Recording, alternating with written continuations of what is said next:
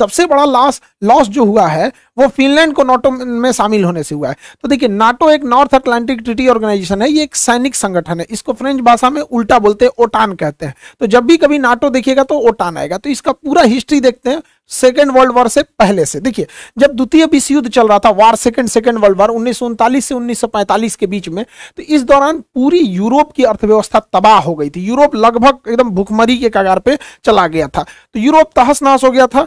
इसी बीच जर्मनी जो था, अब लगभग जर्मनी की हार तय थी, क्योंकि जर्मनी सेकेंड वर्ल्ड वॉर में बहुत कूद रहा था। लेकिन जर्मनी की हार लगभग तय समझ रही थी, और ये जो हिटलर है, हिटलर के मरने के 4 महीना पहले ही फरवरी 1945 में ये डिसाइड हो गया कि अब जर्मनी हार जाएगा।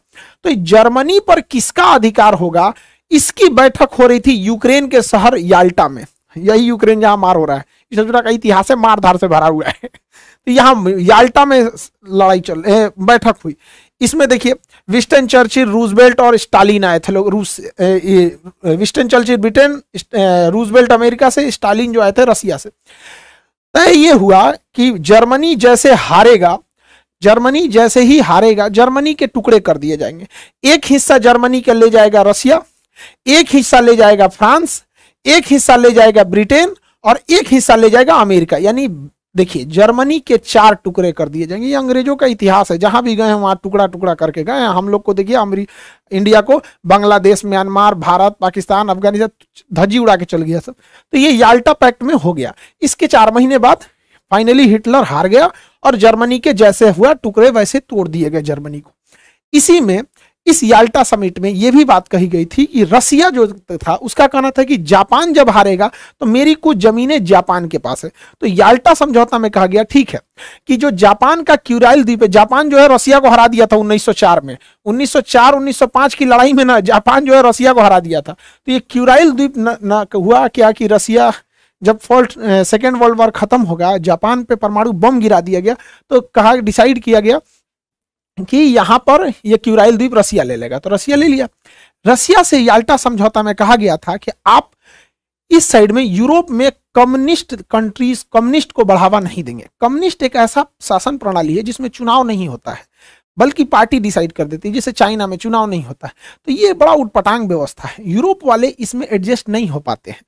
तो उनका कहना था कि रसिया इस साइड में कम्युनिस्ट को बढ़ावा नहीं देगा। तो रसिया कहा, हम इस साइड में कम्युनिस्ट को बढ़ावा नहीं देंगे, इधर से ले लिया क्यूराइल द्वीप। आज भी जापान और रसिया के बीच में क्यूराइल द्वीप को लेकर विवाद है। लेकिन धीरे धीरे रसिया इस साइड में कम्युनिस्ट को बढ़ाना चालू कर दिया, कम्युनिस्ट देशों को बढ़ावा देना चालू कर दिया।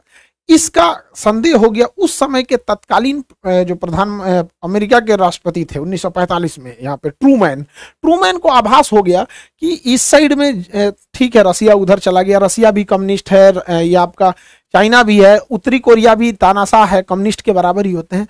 तो उन्होंने देखा कि रसिया को इस साइड में रोकना बहुत ज्यादा जरूरी है, लेकिन रसिया अपना एग्रेशन करते ही जा रहा था। इसी बीच में फरवरी 1948 में रसिया जो था उस समय सोवियत संघ था, तो रसिया के साथ था एस्टोनिया, लातविया, लिथुआनिया, ये पूरे के पूरे रसिया का ही पार्ट था। सोवियत संघ उस समय union of Soviet socialist Republic, USSR नाम था रसिया का, तो ये सब उसी के साथ थे। ये आपका बेलारूस, यूक्रेन, मोल्डोवा, ये भी रसिया के साथ ही थे, उसका पार्ट था। ये काकेशस देश, जॉर्जिया, आर्मेनिया, अजरबैजान रसिया के साथ था। ये सेंट्रल एशिया के Kazakhstan, Kyrgyzstan, Tajikistan, Turkmenistan, Uzbekistan, ये सब रसिया के साथ थे। तो आप देखिए उस समय रसिया का क्या इतना बड़ा एरिया होता था, ये पूरा का पूरा रसिया था। इसके बावजूद रसिया ने यहां पर उस समय के जो चेकोस्लोवाकिया देश है, फरवरी 1948 में चेकोस्लोवाकिया पर अचानक सेना भेज के तख्ता पलट करा दिया और यहाँ के लोकतंत्र के सरकार को उखाड़ फेंका और यहाँ पर अपनी पिट्ठू सरकार, जैसे इसी के हिसाब से चलने वाली सरकार, कम्युनिस्ट सरकार को यहाँ बैठा दिया। आज चेकोस्लोवाकिया 2 भाग में टूट चुका है, चेक गणराज्य और यहाँ पे स्लोवाकिया। उस समय इसने कब्जा किया। अब यूरोप वालों को डर हो गया कि भैया यहां तक तो खुद का खुद रसिया है, अब ये इसके भी आगे बढ़ेगा तो हम लोग कहां जाएंगे। और उसके अलावे जर्मनी का एक हिस्सा तो रसिया याल्टा समझौते के तहत ही ले चुका था। अब इसके बाद अमेरिका वालों का नींद खुला कि भैया इनको कैसे रोका जाए। तो रसिया क्या था कि अन्य सरकारों को भी लालच देता था कि तुम भी कब्जा कर लो, तुम भी कब्जा कर लो, लोकतंत्र की सरकार को उखाड़ फेंको। इसी बीच अमेरिका को खबर लगी कि रसिया का अगला टारगेट है तुर्की पे कैसे भी कम्युनिस्ट सरकार को लगाना। तो ट्रूमैन जो वहां के राष्ट्रपति थे, उन्हें मार्शल प्लान लगाया। देखिए मार्शल लॉ अलग है, मार्शल प्लान अलग है। इन्होंने मार्शल प्लान लाया अप्रैल 1948 में। इसके तहत जो जो देशों पे रसिया अपना प्रभाव जमा रहा है कि तुम लोकतंत्र छोड़ के कम्युनिस्ट आ जाओ, वहां पर ये लोग क्या करते थे, मार्शल प्लान के तहत पैसे देते थे ताकि वो रसिया के फेवर में ना जाए। तो तुर्की और साइप्रस को कैसे भी ये पैसे उसे दे के अपने फेवर में लाए, वरना टर्की भी हो चुका था कम्युनिस्ट देश। रसिया यूरोप की ओर बढ़ते जा रहा था। रीजन क्या है, रसिया का एक क्षेत्रफल, खुद का रसिया इतना बड़ा था, इसके अलावे रसिया के साथ सेंट्रल एशिया यूएसएसआर का हिस्सा था, काकेसस यूएसएसआर का हिस्सा था, ये बाल्टिक देश यूएसएसआर के हिस्सा थे सब, ये उस समय बेलारूस, यूक्रेन, ये सब उस समय रूस का ही पार्ट हुआ करता था, इतना बड़ा। इसके अलावे अब रसिया एंट्री करना चालू किया। तब इन्होंने क्या किया, 4 अप्रैल 1949 को नाटो सेना का गठन किया। जिस समय गठन हुआ उस समय 12 देश थे, वर्तमान में इसमें 31 देश हो चुके हैं। नॉर्थ अटलांटिक ट्रीटी ऑर्गेनाइजेशन, इस संगठन के टोटल 14 अनुच्छेद हैं, 14 आर्टिकल हैं। 14 आर्टिकल में कहा गया है कि इसके देश कैसे कैसे काम करेंगे। इसका 5वां आर्टिकल सबसे खतरनाक है कि इन वर्तमान में जो 31 देश हैं, अगर इस 31 देश में कोई बाहरी देश 31 आपस में मार करे तो कोई दिक्कत नहीं है, ये किसी को मारे तो कोई दिक्कत नहीं है, लेकिन अगर कोई दूसरा देश इनके ऊपर हमला करेगा तो ये 31 मिल के मारेंगे उसको। ये इसका कानून है। इसका मुख्य उद्देश्य क्या था कि रसिया को इस साइड में यूरोप की ओर से चढ़ने से बचाया जाए, वरना ये धीरे धीरे रसिया इधर आ गया था। तो अब आपको तो समझ में आ रहा होगा ना कि नाटो का निर्माण ही हुआ था रसिया के एग्रेशन को रोका जाए, वरना रसिया बहुत तेजी से एक्सपेंड कर रहा था और हर जगह कम्युनिस्ट फैलाते जा रहा था। तो नाटो का गठन 1949 में हो गया। ये एक सैन्य संगठन था। अब रसिया को चारों ओर से रोकना था, तो रसिया को सेंट्रल एशिया से रोकने के लिए, ईस्ट एशिया से रोकने के लिए सेटो बनाया गया, South East Asian treaty organisation, SEATO 1954 में बनाया गया। इसको हथियार, सेटो में मुख्य रूप से किसे शामिल किया गया, तो थाईलैंड को और इधर से फिलीपीन को, और नीचे में ऑस्ट्रेलिया और न्यूजीलैंड, ऑस्ट्रेलिया और न्यूजीलैंड, ताकि इधर से ये लोग अमेरिका के फेवर में रहे। और इन्हें हथियार कौन दे रहा था, अमेरिका, ब्रिटेन, फ्रांस। इधर से ये लोग सपोर्टिव हथियार दे रहे थे कि इधर से चाइना, कोरिया, इन सबको बिजी रखा जाए ताकि रसिया इस साइड में बिजी रहे, और इधर से नाटो डायरेक्ट रसिया को इंगेज कर रहा था। अब इन लोगों को लगा कि हम दो ओर से रसिया चाइना को घेरते जा रहे हैं, इधर से घेर रहा है नाटो, इधर से सेटो, नाटो सेटो ना, ये हो गया सेटो साउथ ईस्ट, ये हो गया सेटो और ये हो गया नाटो। अब रसिया को थोड़ा अनबैलेंस लगने लगा कि सचुरा दोनों खोपड़िया नोच देगा सब, तब अमेरिका शांत बैठने वाला तो है नहीं, इसने इसी बीच में ला दिया एक ठो सेटो, सेंट्रल, सीईटी से सेंट्रल ट्रीटी ऑर्गेनाइजेशन, अगले साल 1955 में सेंट्रल ट्रीटी ऑर्गेनाइजेशन। इस ऑर्गेनाइजेशन को भी हथियार दे रहा था इधर से ब्रिटेन। इसमें कौन कौन से, इसमें थे तुर्की, इराक, ईरान और पाकिस्तान। सोचिए ये सेंट्रल थे सब, ये हो गया सेटो। अब ये रसिया पे दबाव बनाते थे सब, यहां पे रसिया को आगे बढ़ने से रोकते थे सब, सेटो। इधर से कौन चढ़ता था, सेंटो, इधर से सेटो, ये हो गया सेंटो, ये सेटो, ये सेंटो, इधर से नाटो। चारों ओर से रसिया को घेर लिया सब, नाटो, सेंटो, सेटो, चारों ओर से रसिया को घेर लिया सब। रसिया को लगा कि भैया हम तो पिसा जाएंगे।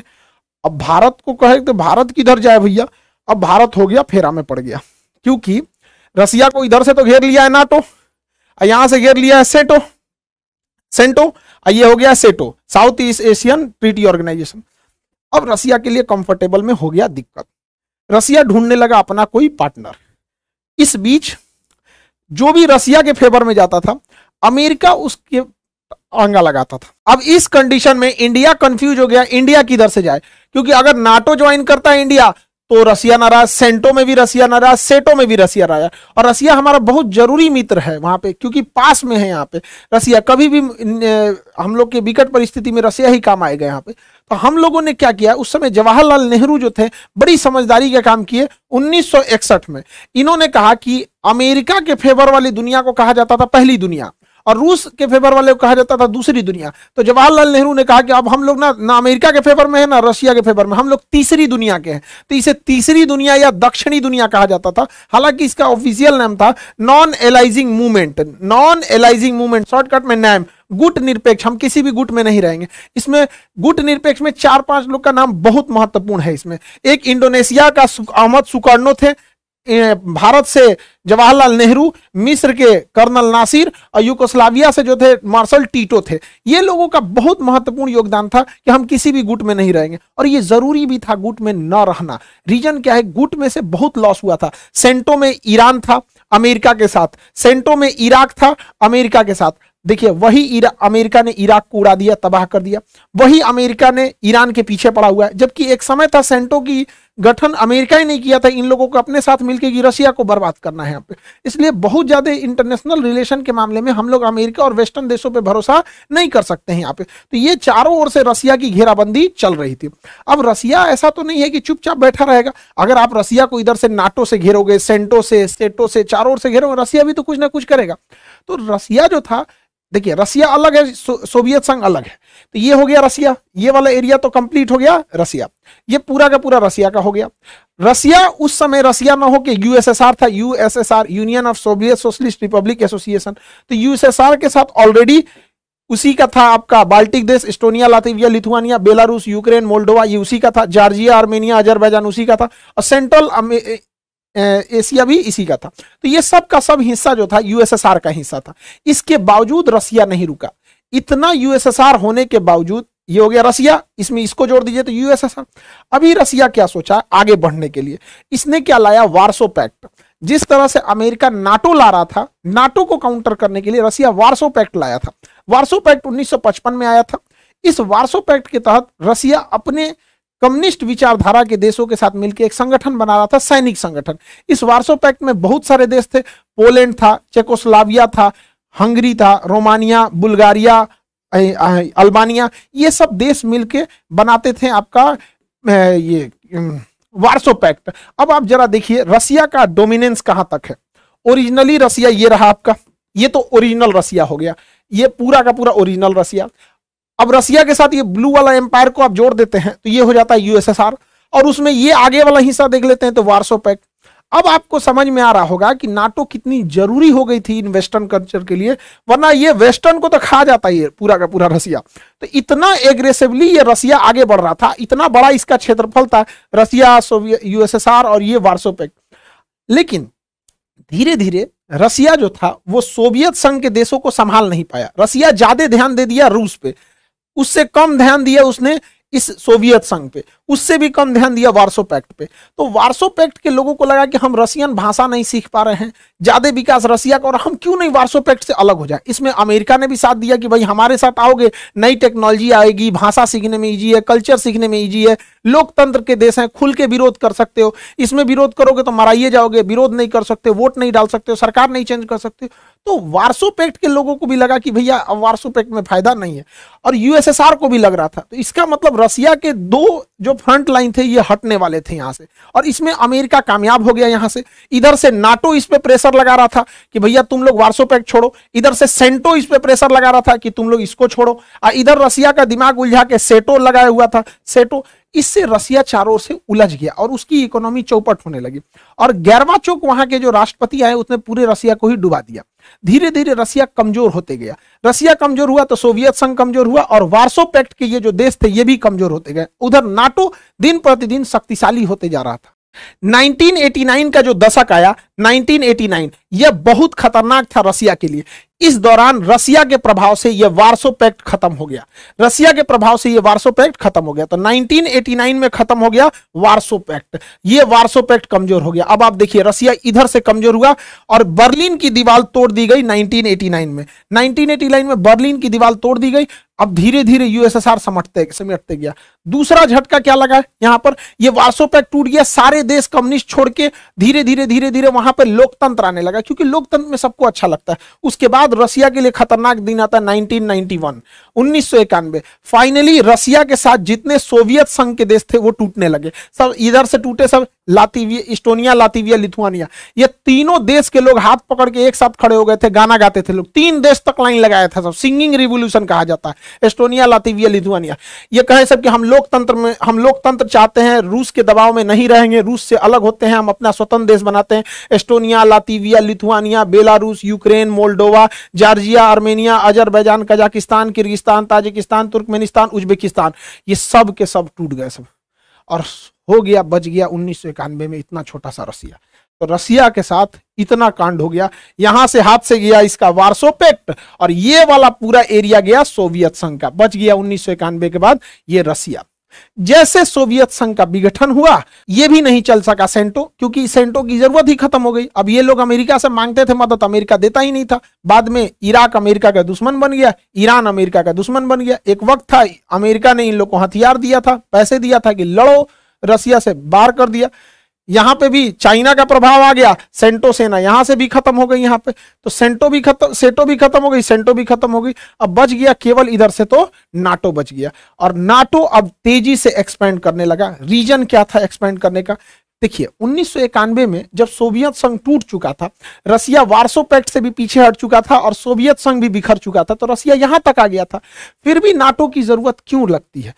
इसलिए इस जब 2002 के बाद पुतिन सत्ता में आए, तो पुतिन ने वापस उस ग्रेट रसिया की कल्पना किया और उन्होंने कहा कि यह बिखराव एक बहुत बड़ा ब्लंडर था। तो यूरोपीय देशों को लगा कि ऐसा ना हो कि ये फिर से आगे बढ़ना चालू करें यहां पर, इसलिए दोबारा नाटो का एक्सपेंशन करना जरूरी था और नाटो का प्रसार किया जाने लगा। तो अगर आप देखेंगे तो आपको लगेगा कि भले नाटो एक्सपेंड कर रहा है, लेकिन नाटो की मजबूरी है। रसिया इतना एग्रेसिवली बढ़ रहा था कि यूरोप को तो कचल देता हो। इसी बीच 2014 में एक घटना होती है, यही यूक्रेन, इस ससुरा बहुत खचरई कर रहा था। तो यूक्रेन जो था वो कह रहा था कि हम रसिया के प्रभाव से मुक्त होना चाहते हैं और यूरोपीय यूनियन का सदस्य बनना चाहते हैं, ताकि वो इस पूरे देशों में अपना सामान बेच सके, यहां से ज्यादा कनेक्टिविटी हो सके। उस समय पुतिन का कहना था कि रूस के प्रभाव से तुम जा रहे हो यूरोपीय यूनियन में, लेकिन बाद में तुम नाटो में चले जाओगे, और नाटो में जाने का एक लॉस ये है कि नाटो के 31 देश एक दूसरे के सैन्य ठिकानों का यूज कर सकते हैं। अब देखिए नाटो में जो है 31 देश है, उसमें अमेरिका भी है। अगर यूक्रेन नाटो में चला जाता है तो नाटो सेना के संविधान के अनुच्छेद 5 के तहत कोई भी देश एक दूसरे के सैन्य संगठनों का यूज कर सकता है। तो यूक्रेन की सीमा तक अमेरिका की फौज आ जाएगी। अब बताइए रूस क्यों ना चिंतित हो कि यूक्रेन अगर चला गया नाटो में तो नाटो की सेना कहां तक आ जाएगी? रूस की सरहद तक आ जाएगी। तो उस समय 2014 में पुतिन ने काफी समझाया था, लेकिन यूक्रेन कहा कि ना हम जइबे करेंगे यूरोपीय यूनियन में। तो यूक्रेन का एक निचला भाग जिसका नाम क्रीमिया था, 2014 में रसिया ने क्रीमिया पे अधिकार कर लिया और कहा कि यह क्रीमिया रसिया का हो गया। तो ये तो यूरोपीय यूनियन में चले गए और यह साबित सही हुआ। पुतिन ने कहा था कि शुरुआत में ये जा रहे हैं यूरोपीय यूनियन में, बाद में चले जाएगा ये नाटो में, और वही हुआ। जैसे आए 2020 से ही जेलेंस्की, अब इन लोग को लगने लगा कि भैया हमारा देश है, क्रीमिया तुमने कैसे ले लिया? क्रीमिया कैसे ले लिया? हमारा देश है, हम चाहें अपने देश को नाटो में ले जाएं या कहीं ले जाए, हम यूरोपीय यूनियन में आ चुके हैं, अब हमको नाटो का भी सदस्य बनाया जाए। अभी ससुरा सोचिए रहा था कि बनाया जाए कि नहीं बनाया जाए, ताबड़तोड़ मार दिया पुतिन हमला करके यूक्रेन। आज ससुरा तो नहीं, तुम जब सदस्य बनेगा तब ना आर्टिकल 5 लगेगा और बाकी तुमको बचाने आएंगे। अभी कोई इसको बचाने नहीं आ रहा, और यूक्रेन को केवल ऐसे ही हथियार प्रोवाइड कराए जा रहे हैं जिससे यूक्रेन केवल अपनी सुरक्षा कर सके, क्योंकि नाटो और पश्चिमी देश भी यही चाहते हैं कि रूस इसी में उलझा रहे और बाकी ये लोग विकास का काम करते रहें। देखिए 1 साल से लड़ाई हो रही है, हमारा देश भी बहुत तरक्की कर रहा है। मोदी जी कभी ऑस्ट्रेलिया जा रहे हैं, जापान जा रहे हैं, अमेरिका जा रहे हैं, मिस्र जा रहे हैं, लेकिन जरा रूस को देखिए 1 साल से उलझा हुआ है। अगर उसको 10 साल ये लोग उलझा देंगे तो रूस बहुत पीछे चला जाएगा। तो ये नाटो वाले भी नहीं चाहते हैं कि यूक्रेन का युद्ध बहुत जल्दी खत्म। रूस के लिए सबसे बड़ा सरदर्द क्या हो गया कि वो सोच रहा था कि यूक्रेन नाटो में न जाए, लेकिन यूक्रेन में तो उलझ गया। इसी बीच जैसे रूस ने यूक्रेन पर हमला किया, बाकी के देश डर गए सब। अब फिनलैंड को लगा कि ससुरा कहीं हमको भी रूस मत मार दे, हमको भी रूस मत मार दे। तो फिनलैंड ने कहा कि भैया हमको नाटो ज्वाइन कर लो, क्योंकि अगर हमको रसिया मारेगा तो नाटो का आर्टिकल 15 के तहत बाकी के सारे देश मिलके मारेंगे। फिनलैंड कहा कि हमको भी शामिल करो भैया, यूक्रेन के बाद हमारा नंबर है यहां पर। अब नाटो का नियम यह कहता है कि नाटो में अगर कोई नया सदस्य आना चाहता है तो उसमें पहले जितने सदस्य हैं वो सब के सब लिखित देंगे कि हाँ हमें कोई विरोध नहीं है। यदि पहले से शामिल कोई भी सदस्य ये कह देता है कि हम इसका विरोध करते हैं तो फिर उसके बाद उसमें नाटो में उसे शामिल नहीं किया जाएगा। अब फिनलैंड चिल्लाने लगा कि हमको शामिल करो, हमको शामिल करो। नाटो वाला कहा हाँ हाँ आ जाओ आ जाओ, और अच्छा है और अच्छा है, आज नहीं तो कल यूक्रेन शामिल करबे करेंगे। हमारी सेना रूस के सिधाने पहुंच गई इधर से, खोपड़ी पे पहुंच जाएगी इधर से, टेंशन क्या है। यहाँ एस्टोनिया, लातविया, लिथुआनिया में हम लोग पहले से बैठे हुए हैं, ले यहाँ तुर्की में पहले से हैं। तुर्की अड़ंगा लगा दिया, कहा ना तो भाग यहां से फिनलैंड। अब फिनलैंड कहा कि रे तुर्की तुमको क्या हुआ रे, तुम क्यों विरोध कर रहा है मेरा? देखिए तुर्की ब्लैकमेल कर दिया नाटो को। तुर्की ने क्या कर दिया, नाटो को ब्लैकमेल कर दिया, क्योंकि तुर्की के पास पावर था कि जब तक तुर्की लिखित नहीं देगा, यानी सारे देश रेडी नहीं होंगे, तब तक कोई नाटो में नहीं आएगा, और तुर्की पहले से उसका सदस्य था। तो ये क्या किया, कहा कि देखो तुर्की ने रसिया से S-400 मिसाइल खरीदा था, तो इसके खरीदने की वजह से अमेरिका ने इस पे काटसा एक्ट के तहत प्रतिबंध लगा दिया, जिस वजह से इसकी पूरी इकोनॉमी तबाह हो गई यहाँ पे। साथ ही तुर्की जो है अमेरिका के F-35 जहाज में मतलब अपनी ज्वाइंट वेंचर बनाने के लिए 1.4 बिलियन पैसा खर्चा किया था। जैसे S-400 इसने मिसाइल खरीदा रसिया से, टर्की ने रसिया से मिसाइल खरीदा, अमेरिका ने इस पे काटसा सैंक्शन लगा दिया और इसका कह दिया कि तुम्हारा 1.4 मिलियन भाड़ में गया। अब ये तैयबुल अर्दोगान क्या कहता है कि हमरा वो पैसा वापस करो, हमसे ही काटसा एक्ट को हटाओ, और सब हटाओगे तब हम फिनलैंड को शामिल करने देंगे, नहीं तो हम फिनलैंड को शामिल नहीं करने देंगे। अब अमेरिका माथा पीट रहा है, नाटो माथा पीट रहे करे, अरे भैया एकरा से काटसा हटा दे, इसका जो पैसा जो लूटे हैं लोग 1.4 बिलियन दे दे, नहीं तो फिनलैंड को आने नहीं देगा। अब फिनलैंड को नहीं आने देगा, रसिया कचर देगा फिनलैंड को, तो रसिया कचर ना दे तो इसका समझौता हुआ। देख रहे हैं इसको, बाप रे बाप, ठीक ठाक भाई। देखिए भाई अमेरिका को कोई चुना लगा के आ गया, बहुत बड़का राजनीतिक आदमी हुआ है। तो ये अपने देश के हैं, तुर्की में जीत गए हैं अभी। तो तुर्की ने फाइनली जब ये सब तुर्की से ये सैंक्शन हटा लिए गए, तुर्की ने कह दिया हाँ फिनलैंड भी आ जाए नाटो में, और नाटो में ससुरा फिनलैंड आ गया। और ये रसिया के लिए सबसे खराब बात है, क्योंकि फिनलैंड जो है वो नाटो के यहां आने से रसिया का सबसे बड़ा लॉस होता है। तो ये कोला प्रायद्वीप पर, ये प्रायद्वीप का नाम है कोला प्रायद्वीप, प्रायद्वीप का नाम है कोला प्रायद्वीप। रसिया में यही एक ऐसा जगह है जो ठंड के दिन में, कोल्ड विंटर सीजन में जमता नहीं है। ज्योग्राफी में हम पढ़ा दिए हैं, यहाँ एक नॉर्वे की गर्म समुद्री जलधारा चलती है, जिससे कि वहां का समुद्र बर्फ से जमता नहीं है।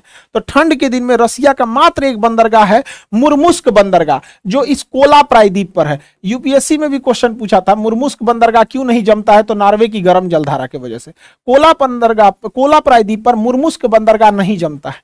अब जरा देखिए, अमेरिका यहां आके बैठ गया, यूक्रेन में उलझा दिया रसिया को, रसिया उलझ गए यूक्रेन में, अब यहां ले आके बैठ गया यहां पर। अब रसिया का सबसे जरूरी चीज है ये कोला प्रायद्वीप, क्योंकि इसी कोला प्रायद्वीप पे रसिया की नेवी का पूरी बड़ी सी फ्लीट है, यहां इसके पनडुब्बियों का गुप्त स्थान है रखने के लिए। अब ये कोला प्रायद्वीप के पास आके फिनलैंड के बहाने बैठ गया आपका नाटो। नाटो यहां तक आ गया है, रसिया के लिए इससे खराब दिन नहीं हो सकता है, क्योंकि जितनी परमाणु पनडुब्बियां हैं रसिया की, वो इसी कोला प्रायद्वीप पर है। रसिया के जितने बड़े बड़े इंडस्ट्रीज हैं इसी कोला प्रायद्वीप पर है। रसिया के जितने परमाणु बम हैं वो कोला प्रायद्वीप पर है, मिसाइलें कोला प्रायद्वीप पर है, इंडस्ट्रियलाइजेशन, एयरफोर्स, ये सब का सब बहुत बड़ा एरिया कोला प्रायद्वीप पर है। तो सोचिए रसिया ने तो बहुत बड़ा कीमत चुकाया।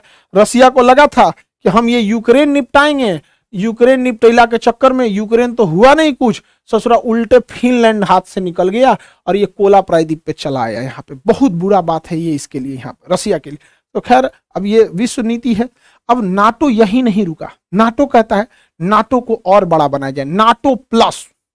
क्या बनाया जाए? नाटो प्लस, मतलब नाटो में और को जोड़ा जाए, नाटो प्लस। नाटो में पहले प्लस में कौन कौन शामिल है? पहले से इजराइल शामिल है, साउथ अफ्रीका, साउथ कोरिया शामिल है, जापान शामिल है, ऑस्ट्रेलिया और न्यूजीलैंड शामिल है, यानी पहले से ही 5 गो देश शामिल है।